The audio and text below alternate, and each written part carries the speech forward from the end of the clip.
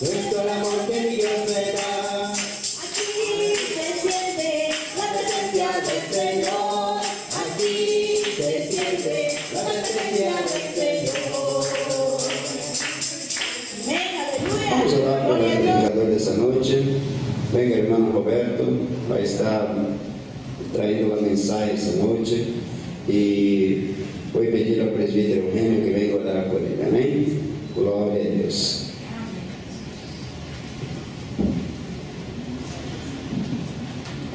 Pongamos de pie, hermanos, Iglesia del Señor. Vamos a orar al Señor, Dios Todopoderoso, el bendito de los cielos y la tierra, para que esté dando sabiduría, inteligencia, palabras en la boca ponga de su siervo, nuestro hermano Padre querido, Padre Santo.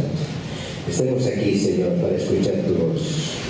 Esa voz que viene de parte de ti a través de tu palabra, Señor. Y que en esta noche vas a usar a tu siervo, nuestro hermano Roberto, Padre. Habla a través de su boca, Padre. Habla porque tú has dado la boca, Señor. Has dado el pensamiento, Señor. Has dado todo, la inteligencia para cada uno de tus hijos, Padre. Porque tú dices, Señor amado, que tenemos la mente de Cristo, Padre. En esta noche queremos escuchar tu voz. Venga a usar a tu siervo grandemente, Espíritu Santo. Yo te lo pido en el nombre de Jesús. Amén.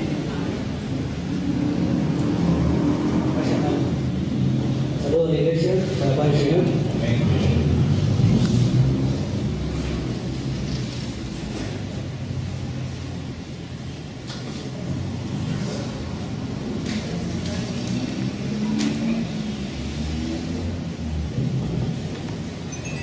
Doy gracias a Dios por la oportunidad de haberme encomendado esta noble tarea a la iglesia. Este mensaje se titula Restauración del cristiano caído. Está mayormente sacado del Salmo 51. Es una enseñanza del Espíritu Santo. Este salmo está escrito por el rey David cuando fue confrontado por el profeta Natán en 2 de Samuel, capítulo 12, cuando él estaba viviendo un año en pecado con Betsabé y luego ya había matado a su amigo Urías. Entonces tuvo que venir un profeta a confrontarle en su pecado. Muchas veces nosotros como cristianos nos escondemos bajo ropas, bajo apariencias, los pecados que llevamos. Es curioso porque este mensaje me ha costado casi 24 horas para que venga a mi mente y 2 horas de sueño luego, y al final el Espíritu de Dios se hizo manifiesto porque Él quería que declare experiencias y vida, ¿no? Vamos a ver cómo un hombre conforme al corazón de Dios cayó en pecado, y no fue hasta que el profeta lo confrontó. David reconoció y dejó de encubrir su pecado, dice la Biblia. La ley dice que el adúltero y el asesino deben morir por este pecado, pero David nos muestra que él apeló no a la ley, sino al que está por encima de la ley, al Dios ese grande que tenemos todos, a ese Dios misericordioso. Y dijo Dios y miró con agrado a su corazón. Este es el tipo. En este tiempo nos vamos a preguntar cómo Dios puede llamar a David conforme a su corazón. Porque muchas veces nosotros vamos a vivir un pecado y vamos a decir, ¿cómo puedo yo estar en agrado conforme al corazón de Dios? Jesús nos amplía y nos explica este mandato más ampliamente en Mateo 5:27. Si quiere la iglesia puede seguir y yo voy a seguir. Oíste que fue dicho, no cometerás adulterio, pero yo les digo que cualquiera que mire a una mujer con codicia ya adulteró con ella en su corazón, dice el Señor. Entonces nos preguntamos quién es capaz de poner un acusación contra David, porque David estaba viviendo en un pecado. Y la pregunta es, ¿cómo puede una persona que vive en pecado ser adúltero, además de haber hecho matar a su amigo, estar viviendo conforme al corazón de Dios? Y Jesús todavía se amplía más y dice que cualquiera que dice la ley, dice que no matarás, y dice Jesús que cualquiera que se enoje contra su hermano será culpable de juicio. Vamos a leer el Salmo 51, que lo escribió el rey David. Vamos a ver cómo este hombre restauró, conforme al corazón de Jesús, conforme a los mandatos que impone la ley en este tiempo Jesús, y conforme a lo que Dios vio en ese momento para llamarlo y para verlo con ese agrado en su corazón. Y dice David en su salmo: ten piedad de mí, oh Dios, conforme a tu misericordia, conforme a la multitud de tus piedades, borra mis rebeliones, lávame más y más. Lo repite 2 veces, porque se ve que el lavado de un pecado no es automático, no es por arte de magia, hay que esforzarse en conseguir esto. Y dice: lávame más y más de mi maldad y límpiame de mi pecado, porque yo reconozco mis rebeliones y mis pecados están siempre delante de mí. Contra ti, solo he pecado. Yo he hecho lo malo delante de tus ojos. ¿Por qué? Se ha reconocido justo en tu palabra y he tenido por puro en tu juicio. He aquí, en maldad he sido formado y en pecado me concibió mi madre.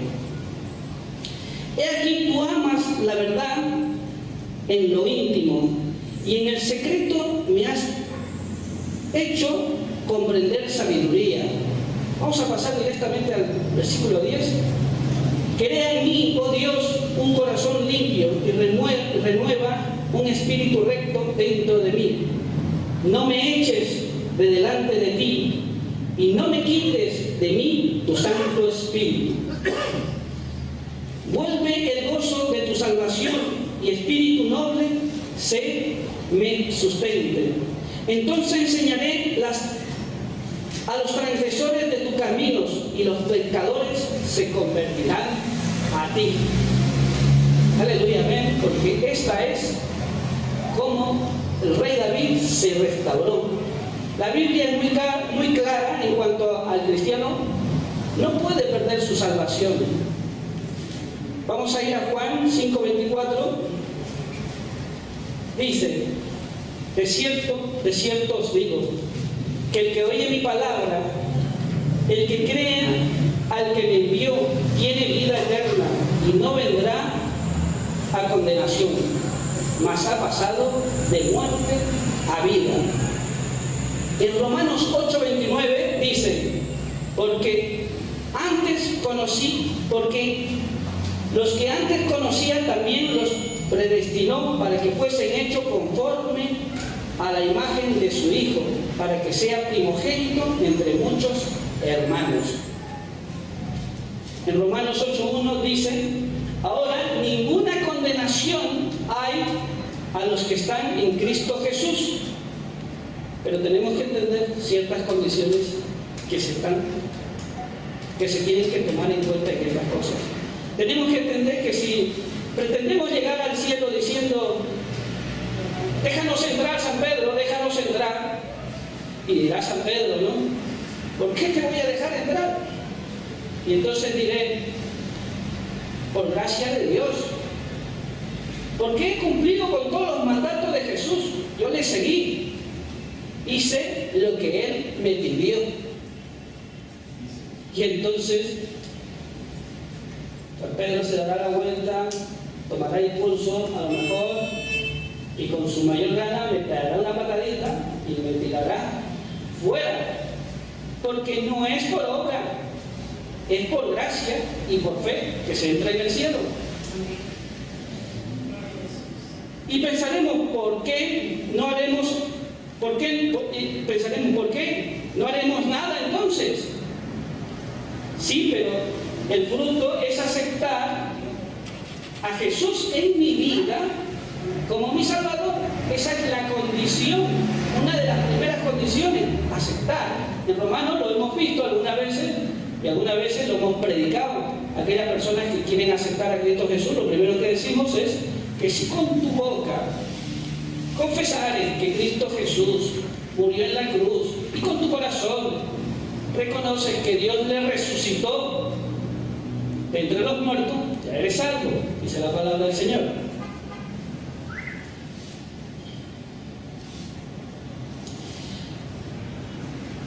Yo no me porto bien para que Dios se fije en mí o para que la iglesia me reconozca a mí como un buen cristiano, para que vean que ya me estoy convirtiendo a lo mejor en un querubín, porque a veces resplandezco, pero es porque a veces incluso demasiado gente, pero no es por otra cosa, ¿no? O para buscar bendiciones de parte de Dios por mis actos fingidos, o por actos simplemente que tiene el ser humano, pero que no tienen que ver con los mandatos de Dios. Porque hay muchas personas que se equivocan en esto y creen que haciendo cosas buenas pueden entrar en el reino de los cielos. Hay que tomar mucho en cuenta las cosas como las declara Dios en su palabra, ¿no?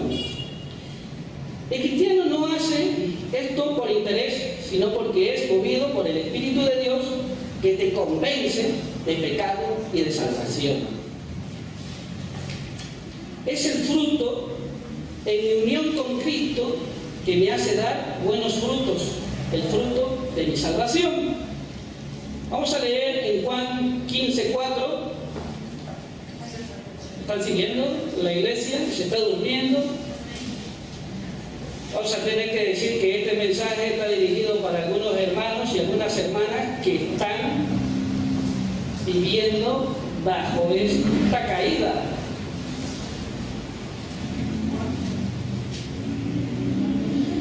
Dice, permaneced en mí y yo en vosotros, como el pámpano no puede llevar fruto por sí mismo, si no permanece en la vid. Así tampoco vosotros, si no permanecéis en mí.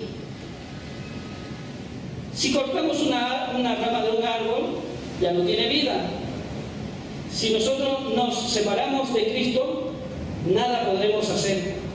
Entonces, el cristiano cuando peca, pierde, según yo, 5 cosas.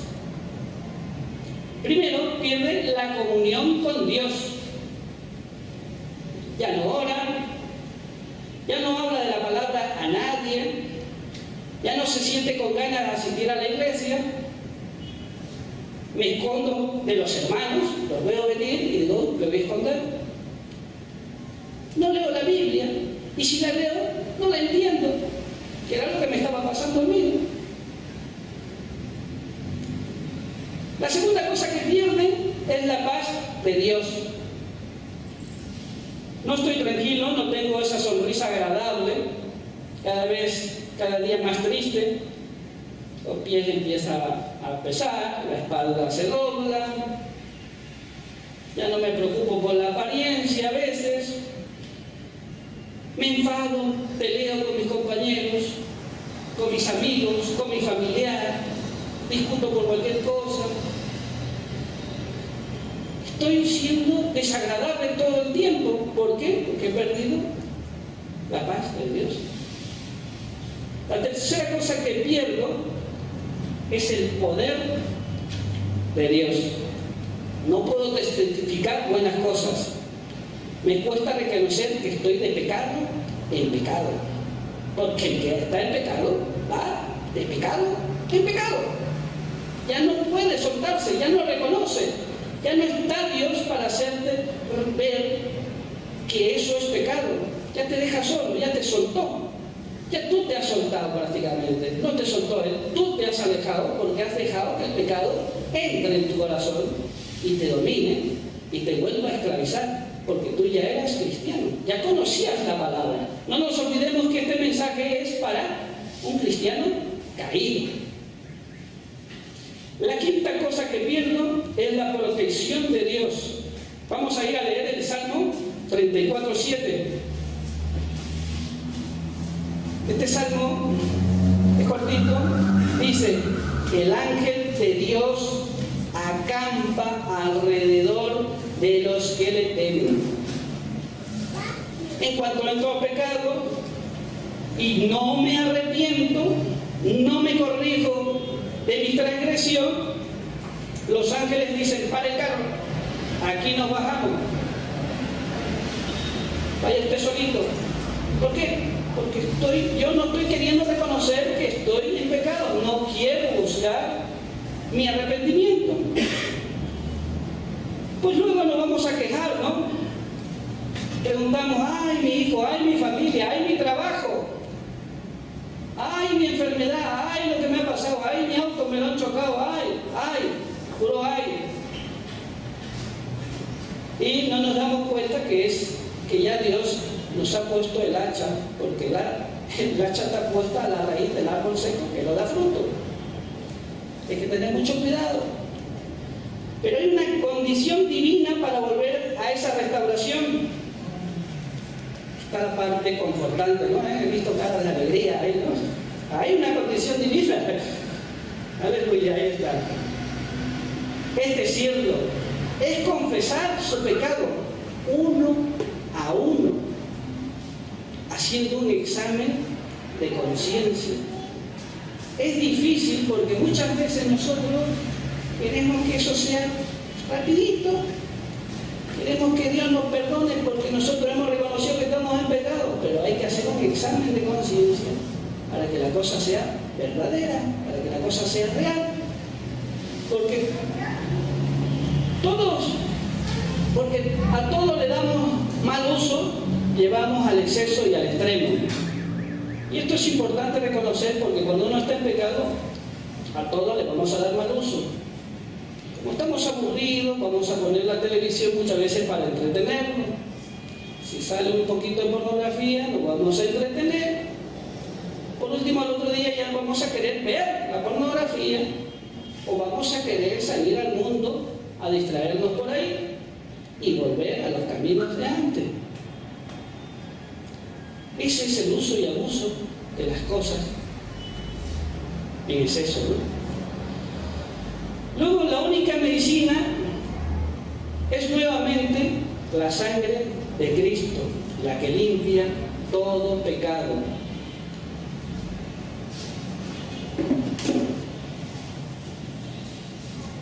Él dijo: yo soy el camino, nadie va al Padre si no es por mí.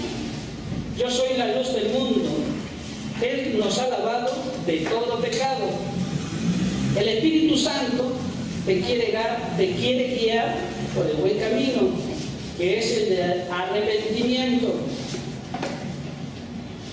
Es curioso porque difícilmente vamos a llegar a este proceso si no entendemos lo que es el arrepentimiento. Por eso vamos a leer en Hechos 2:36-38.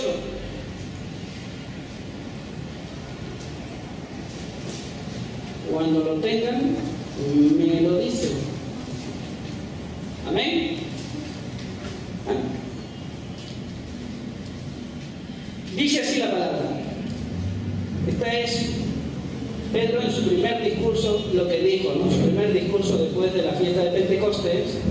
Fue interesante porque fue cuando el Espíritu Santo vino y bautizó a muchos, dice, ¿no? Y convenció a muchos de pecado.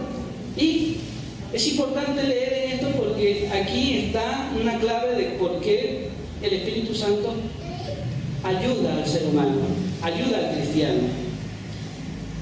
Hasta que sepa pues ciertísimamente todas las cosas de Israel, sepa pues ciertísimamente toda la casa de Israel, que a este Jesús a quien vosotros crucificasteis, Dios le ha hecho Señor y Cristo.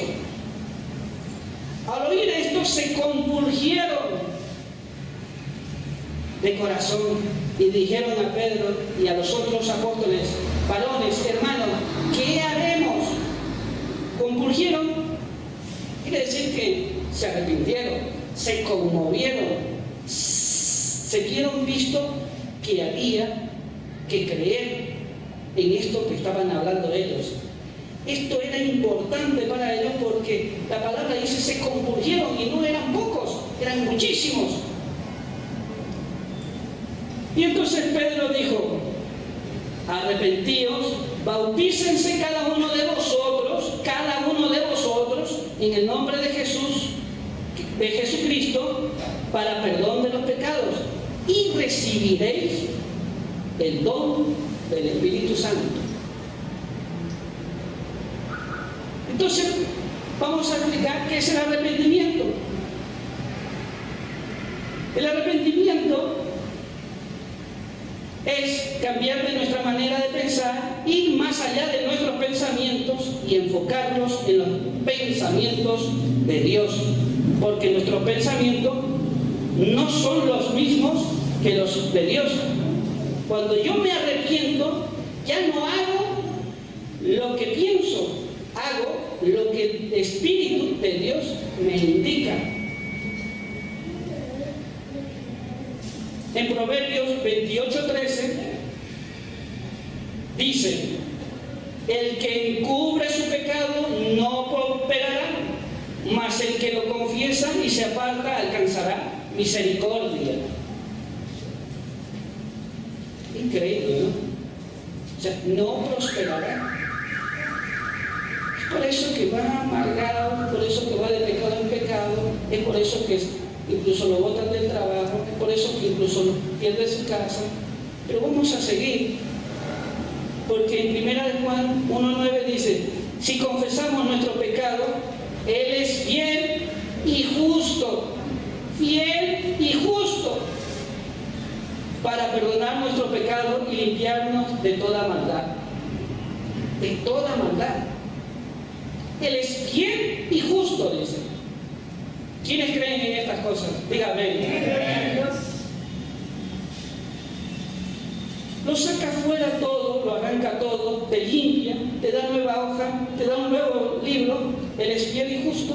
Dice la palabra que nos amó tanto que ha dado a su Hijo unigénito en sacrificio de sangre para que seamos salvos por medio de su sangre.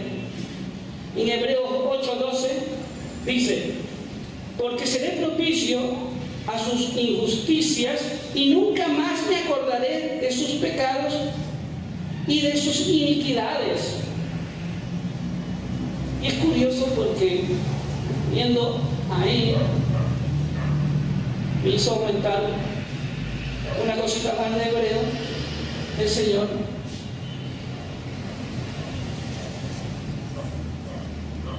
Y la tengo que decir porque en Hebreos 10, 16 al 17 dice: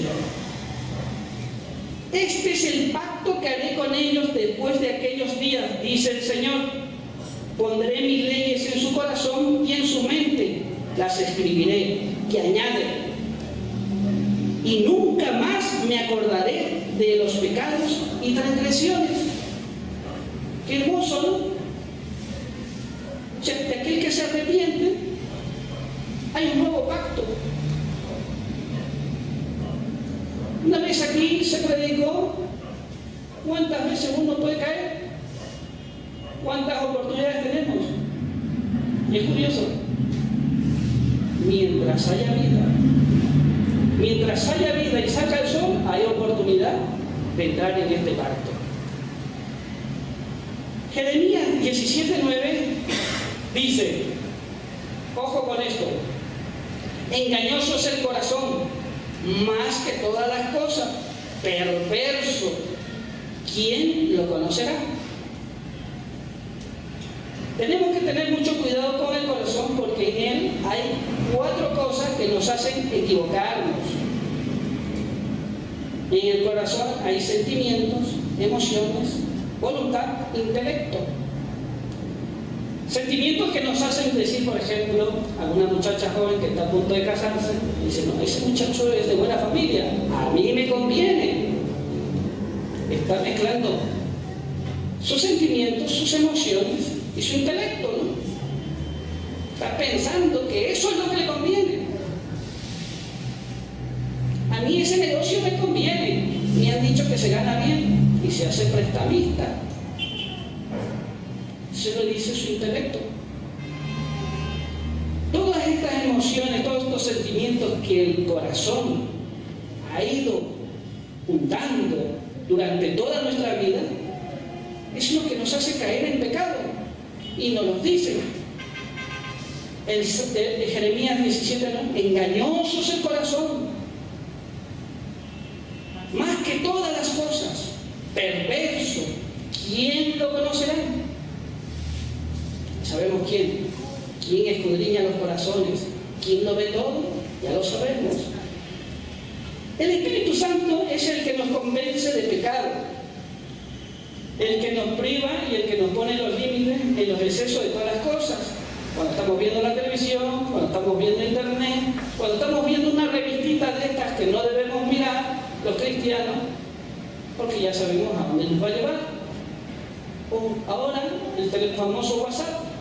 Mucha gente ya está ahí, ¿no? Dependiendo todo el día y prendía a WhatsApp, ¿no? Que le mandé un mensaje, no me devuelve, ¿qué habrá pasado?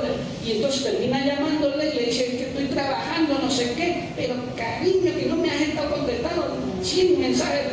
Y está atado y ligado a un alma. Está ligado a esa persona.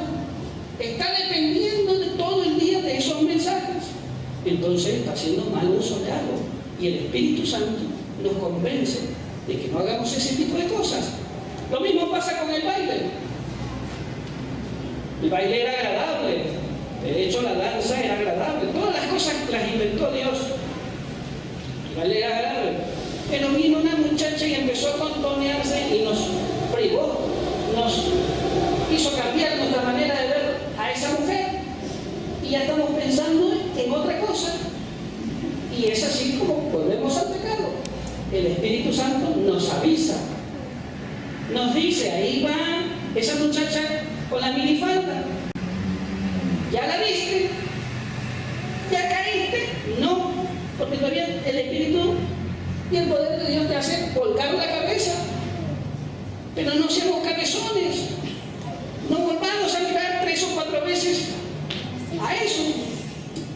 Lo mismo pasa cuando estamos mirando alguna película, salen escenas y no cambiemos de tema, hagamos esfuerzos y no lo hagamos por agradarle a Dios. Hagámoslo por agradarnos a nosotros mismos de estar en el camino correcto que nos indica Jesús. Lo importante de toda esta enseñanza es que David reconoció su pecado, se apartó de él y nunca más volvió a caer en eso. Por eso la Biblia nos dice que él se ganó el derecho de ganarse, que era agradable a los ojos de Dios. Queridos hermanos, pónganos parados, vamos a orar. Vamos a orar para que nosotros podamos no volver a caer en esos pecados. Yo he pasado 3 años de mi vida en una cárcel, pocos lo saben. Ahí recibí a Cristo Jesús. No deseo volver a una cárcel. Sé lo malo que es vivir ahí. No deseo porque perdí a mi familia, a mi hija, a mi negocio. Perdí muchas cosas de las cuales yo me había enamorado. Me había enamorado porque le puse esas cosas que le estaba diciendo. El intelecto, mis sentimientos, mi corazón estaba puesto en esas cosas, pero no me daba cuenta de que eso no es el camino correcto. Ha tenido que vivir el Espíritu de Dios, mi aceptación, y fue en una cárcel donde alguien que me mostró ese camino, ese hermano que a veces me olvido en ciertas oraciones, pero que deseo nunca olvidar, porque le amo, porque gracias a Él conocí esto que soy ahora. Señor Dios Padre Todopoderoso, te damos las gracias porque este mensaje viene a levantar a muchos hermanos que han caído en el pecado, no solamente pecados de adulterio, no solamente pecados de fornicación, sino todos los pecados que nos atan a este mundo. Te damos las gracias porque nos vas a desatar. Imploramos siempre misericordia, te imploramos de corazón que nos levantes, nos restituyas y nos des esa oportunidad que tú das. Que esa sangre preciosa que cae de Cristo Jesús nos limpie de corazón a nosotros, que nos ayude a entrar en razón, que no hagamos nuestra voluntad, que hagamos la voluntad del Padre, que podamos ser obedientes a los mandatos del Señor Jesucristo. Padre Santo, Padre amado, te doy las gracias por esta oportunidad de poder compartir tu palabra en el nombre de nuestro Señor Jesucristo. Amén y amén.